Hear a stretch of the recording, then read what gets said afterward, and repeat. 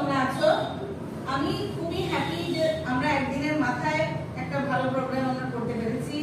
তোমরা সবাই আমাকে হেল্প করেছো, এই জন্যই প্রোগ্রামটা সাকসেসফুল হয়েছে। এই যে কন্যাশ্রী প্রকল্প যেটা আমাদের মাননীয় মুখ্যমন্ত্রী মমতা বন্দ্যোপাধ্যায় করেছেন, এটি খুবই হেল্পফুল কিন্তু মেয়েদের জন্য। আমি প্রায় আগে যাদের যখন 40 ইয়ার্স হয়ে গিয়েছে, অনেকেই বলে যে আমরা একটু পড়াশোনা করতে পারিনি, কারণ আগে নাকি ফ্রি বই পেতাম না, ফ্রি ড্রেস পেতাম না, সাইকেল পেতাম না, তারপর কন্যাশ্রীতে এখন টাকা পাওয়া যাচ্ছে না। তো আমার মনে হয় সরকার দেখো আমাদের হেল্প করছে, তো we also have to take a step forward. আমাদেরও এক ধাপ এগিয়ে যেতে হবে।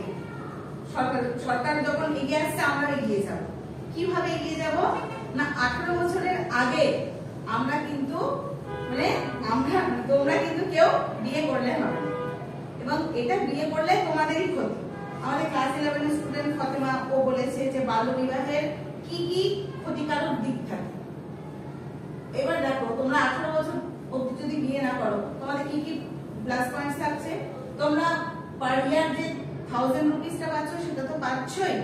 আবার কি আফটার 18 তোমরা 25,000 এর একটা বড় অ্যামাউন্ট পাচ্ছ, যেটা তোমাদের লাইফের জন্য খুবই হেল্পফুল।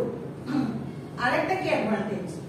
আরেকটা হচ্ছে তোমরা যে নলেজ ক্লাস 12 অবধি যে সার্টিফিকেট আর যে নলেজটা যেটা পাচ্ছ, সেটাও আরো বেশি বড় জিনিস।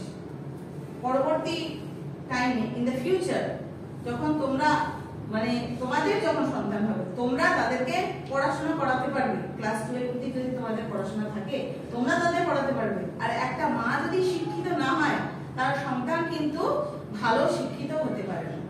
ঠিক আছে? একটা কথা আছে ইংলিশে যে if you empower a woman or a girl, you empower humanity, মানে মানব জাতিকে। যদি একটা মেয়েকে তুমি শিক্ষিত করো, তাহলে কিন্তু মানব জাতিকে তুমি শিক্ষিত করতে পারো। তো এই জন্য আমার মনে হয় অনেকেরই বাড়ির দিক থেকে চাপ থাকে। 9B-র একটি মেয়ে সোনালী, তার বাড়ির দিক থেকে প্রচন্ড চাপ ছিল, তাকে বিয়ে দিয়েই দেবে। কিন্তু ও স্কুলে এসে বলেছে, হেড স্যার এবং অন্য টিচাররা যথেষ্ট হেল্প করেছেন। ওনারা থানায় গিয়েছেন, পুলিশ নিয়ে এসেছেন, এবং ওদের বাড়ির লোকেদের বুঝিয়েছেন, এমনকি হুমকিও দিয়েছেন যে ওই মেয়েটাকে যেন 18 বছরের আগে কোন রকম জোর জার যেন না করা হয়, ওকে যেন বিয়ে না দেওয়া হয়। তো দেখো, এখানে কিন্তু আমাদের স্কুল কিন্তু সাকসেসফুলি এই কাজটা করতে পেরেছে। তাহলে where there is a will there is a way। ইচ্ছা থাকলে আমরা কিন্তু একটা পথ কিন্তু পাবো। তাহলে তোমাদের যদি ইচ্ছা থাকে যে না আমরা ক্লাস 12 অবধি খুব ভালো করে পড়বো, তাহলে তোমরা কিন্তু পারবে সবাই। কারণ মেয়েরা যদি না পড়ে, তাহলে একটা ফ্যামিলির উন্নতি হয় না। আমি আরেকটা ব্যাপারে একটুখানি বলতে চাই, যেটা হচ্ছে এই কিটটা দেখছিলাম, সেখানে বলছে যে বেশিরভাগ মেয়েদের মধ্যে নাকি রক্তাল্পতা থাকে, হিমোগ্লোবিনটা নাকি কম থাকে। আরে হিমোগ্লোবিন মানে কি তোমরা কি কেউ বলতে পারবে? হিমোগ্লোবিন জিনিসটা কি? কোনো আইডিয়া আছে? নেই। আমি তোমাদেরকে তাহলে বলছি, রক্তে উপস্থিত হিমোগ্লোবিনের জন্য রক্তের রংটা লাল হয়। ঠিক আছে? তো হিমোগ্লোবিন পরিমাণ যদি কমে যায়, তাহলে শরীরের বিভিন্ন অংশে অক্সিজেন পৌঁছতে পারে না। এই অবস্থাকে বলে রক্তাল্পতা, deficiency of hemoglobin leads to deficiency of blood। এই রক্তাল্পতার লক্ষণগুলো কি কি? যে তোমার যে রক্তাল্পতা রয়েছে, তুমি কি করে বুঝতে পারবে যে হ্যাঁ আমার রয়েছে? ফার্স্ট কি দেখো, সবসময় ক্লান্ত ভাব। সেকেন্ড, ক্লান্তির জন্য কাজ করতে ইচ্ছা করে না। এটা খুব সুন্দর পিকচারস দিয়েও দিয়ে দিয়েছে। এগুলো আমাদের ওয়েস্ট বেঙ্গল গভর্নমেন্টেরই দেওয়া সব বই। আচ্ছা, অল্প কাজেই দুর্বল লাগা,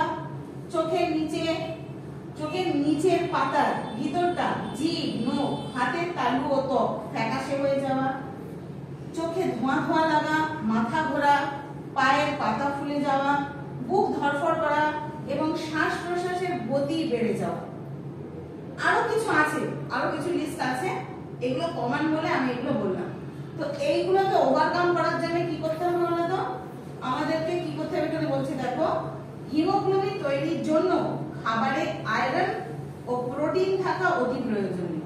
কি কি কি কি বলো? আয়রন ও প্রোটিন। খাবারের আয়রন শরীরের শোষণের জন্য, আয়রনটাকে আবার শোষণ করতে হবে তো বডিতে, তার জন্য কি দরকার? দেখো খাবারে ভিটামিন সি থাকা দরকার। ঠিক আছে, আমি তোমাদেরকে আজকে শর্টে কিছু ছবি দেখাচ্ছি। এই ছবিগুলো এখানে দেখো লেখা রয়েছে আয়রন সমৃদ্ধ খাবার। তোমরা দেখতে পাচ্ছ ছবিগুলো, এই সব খাবারগুলো তোমরা একটু খাওয়ার চেষ্টা করো, তাহলে এটা তোমাদের শরীরের জন্য ভালো হবে। বেসিক্যালি এগুলো মেয়েদের জন্যই কিন্তু, ঠিক আছে? কারণ তোমাদের পড়াশোনা করতে গেলে কি শক্তি দরকার তো সবার আগে, তো শক্তির জন্য কি করতে হবে? ভালো ভালো পুষ্টিকর খাবার খেতে হবে। তো এই এক্সাম্পলস গুলো আমি তোমাদের সামনে দেখাচ্ছি, তোমরা অবশ্যই এগুলো একটু মেনে চলার চেষ্টা করবে। ঠিক আছে স্টুডেন্টস, থ্যাংক ইউ। আজকে